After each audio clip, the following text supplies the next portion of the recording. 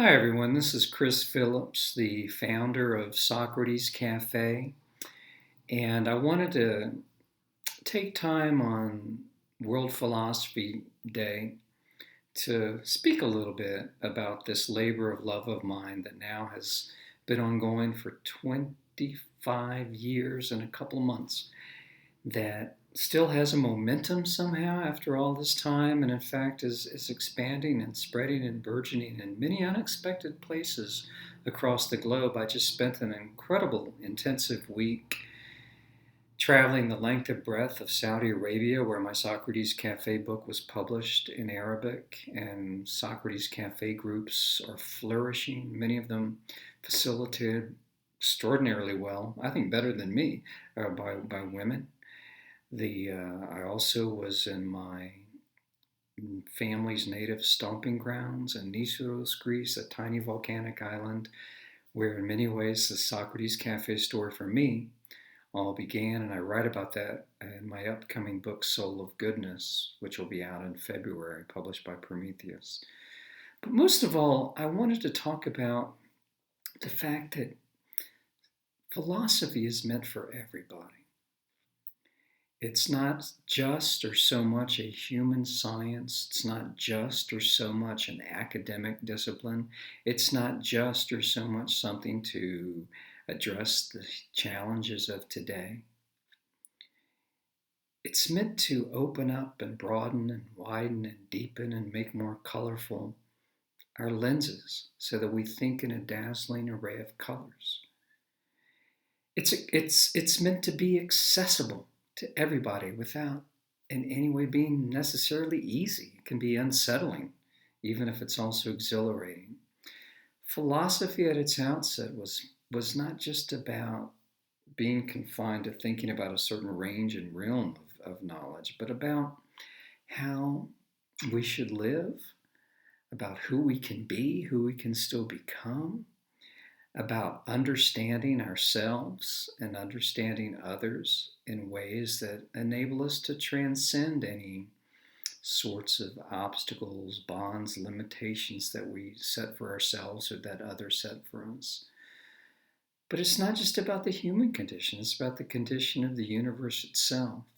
It's not necessarily about taking a political stance, though it can lead to that, but about exploring and discovering more about what we want our own stance and attitude and position to be in the world. And that takes rigorous, regular, ongoing inquiry. Philosophy, when it's really something of, by, and for the people, and then when there's really a method of inquiry and an ethos of careful, empathic listening with all of our being, is a transformative experience. But it's hard work, and there's no shortcuts to it.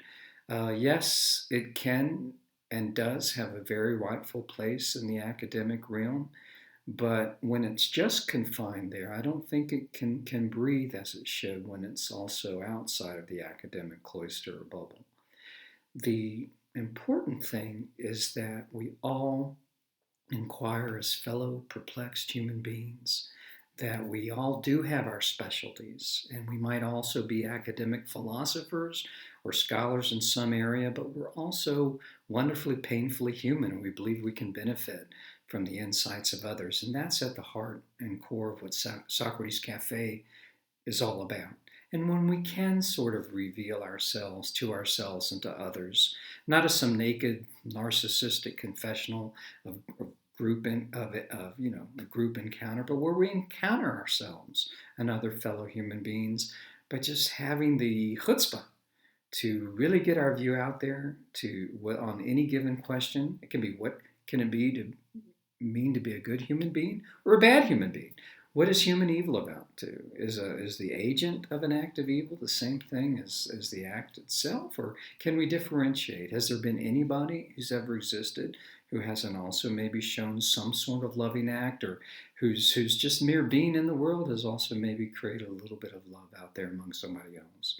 But these are things that are perplexing at a time when There's a lot of people canceling each other out. There's a lot of things where we don't really want to hear where other people are coming from. Sometimes that's due to the fact that we've lost the art and science of framing questions artfully, where instead of the yes or no knockdown drag out questions, should we be at war in such and such a place, we ask, well, what is a just war? What is a just peace? What does it mean to be at peace with ourselves? Is there really such a thing as the other? Can I have the other inside of me? Do I have many selves, many natures? Some of them good, some of them not so good. If so, how do I sculpt the ones that are more redemptive than others? This is an ongoing, beautiful journey, and it's been wonderful for me to be able to inquire with people across the globe from so many ages and so many walks of life, where we also have particular focus on inquiries with the mentally ill, where we have many inquiries with indigenous groups, and my books, my children's books in particular, are being translated into indigenous languages, where we recognize that there is so much to learn from every human being if we just take the time to learn more about their stories and the philosophies that undergird their stories. I'm really very much trying to create a world that's unpretentious, that's not snooty. Philosophy quite often can get relegated to a world of impenetrable jargon, which to me is, or can be, it's very antithesis of what philosophy is supposed to be at its core. And I do hope that you'll join me on this journey, whether you're an academic philosophy professor or whether you're somebody who's never set foot in the hallowed halls.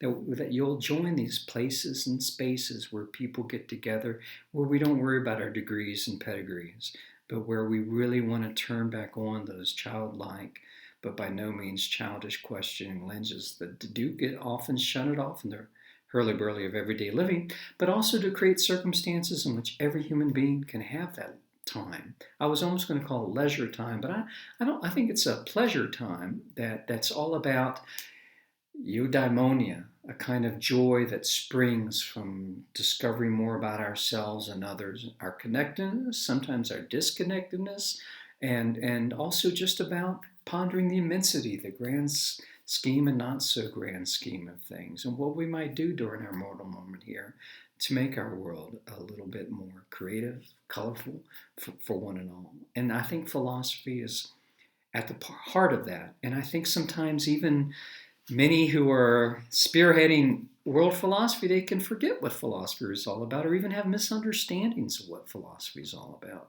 But I hope that Socrates Cafe is one meaningful way to recapture the essence, the intensity, the complexity, the simplicity, the beauty of all of the many facets of what philosophy can be, so that we see it through many different prisms. So Chris Phillips, Socrates Cafe, socratescafe.com. And I hope you'll contact me sometime. Maybe we can philosophize together. I'm getting ready to head out to Riyadh, Saudi Arabia again.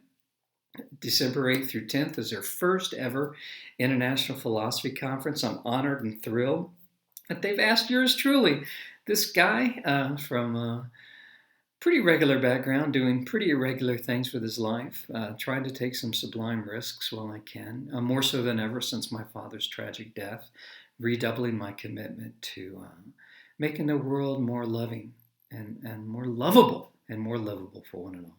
Thanks so much.